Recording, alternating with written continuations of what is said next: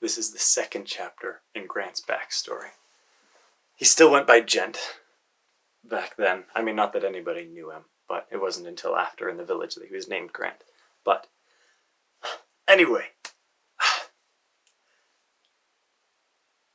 Jeent ducked as an arrow flew over his head.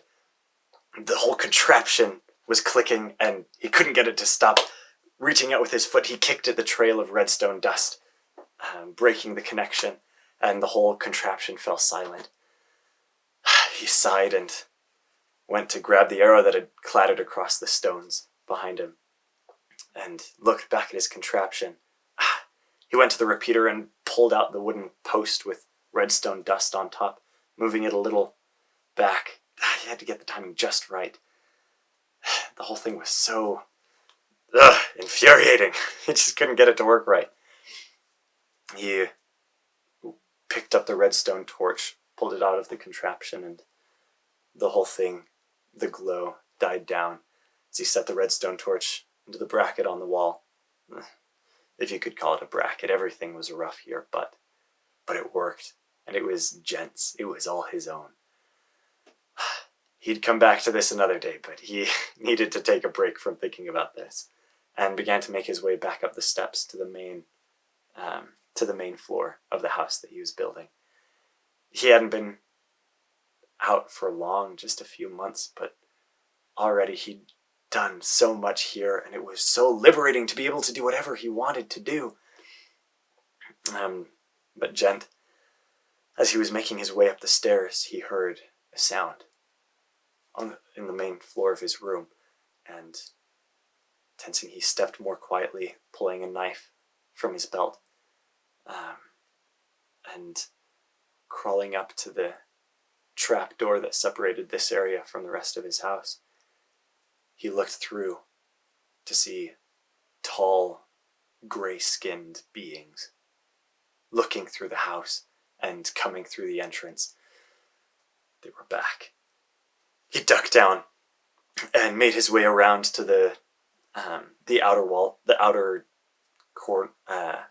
corridors, the outer halls of his basement, and went to his back door, his emergency trap door, and grabbing the pack that he kept by the side there, he threw open the trap door and scanned to make sure there was nothing around, and hopped out into the night, closing the trap door silently behind him. He ran for the stand of trees near his house and ducked into that. Before looking out to the rest of the house, he could see the metallic, too smooth vehicle that hovered outside. And he could see a Profithian or two that stood guard out there, but they couldn't see him from where he'd come through the stand of trees. Part of him contemplated trying to sneak and take their ship, but he wasn't going to risk it. As much as he'd like to strand them here and destroy their stuff, he did not trust himself to take that.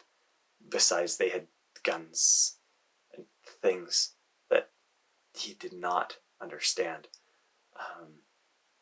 As he studied the situation and tried to think about what he could do, he recognized a hissing sound behind him. But almost too late, he rolled over and spun behind the tree that he was using as cover, just as the creeper exploded behind him.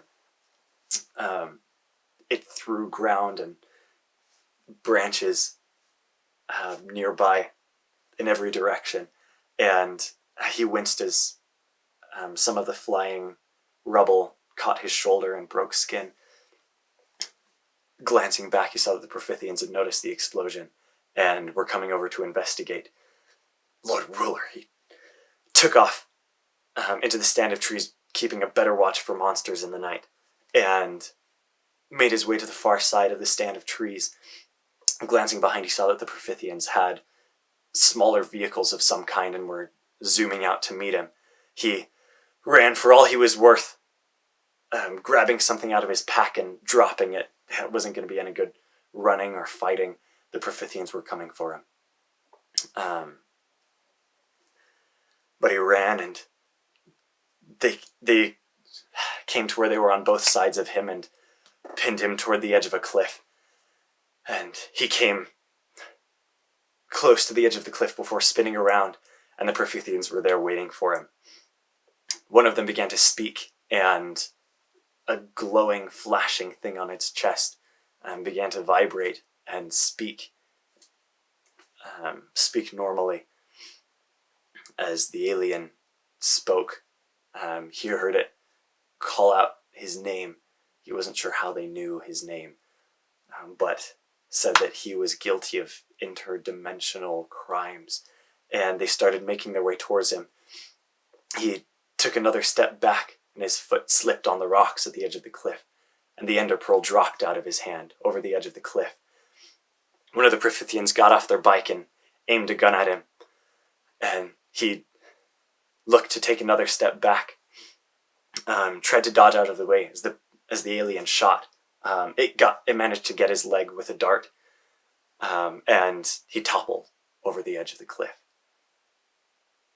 And hadn't gone far at all before the ender pearl hit the bottom, and he was there in an instant.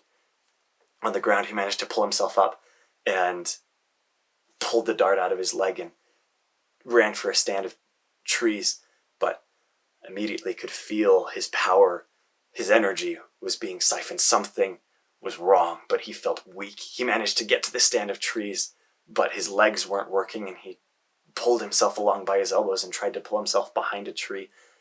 He managed to pull himself to the side of it before he just couldn't move at all, and he could feel his thoughts growing sluggish, but they would think that he died. They wouldn't come back. If only Jeent was so lucky.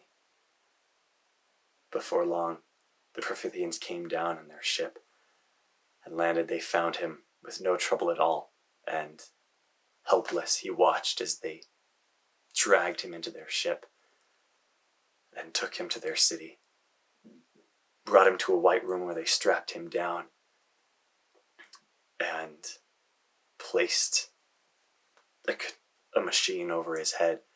A blinding white light filled his vision, and everything went to black.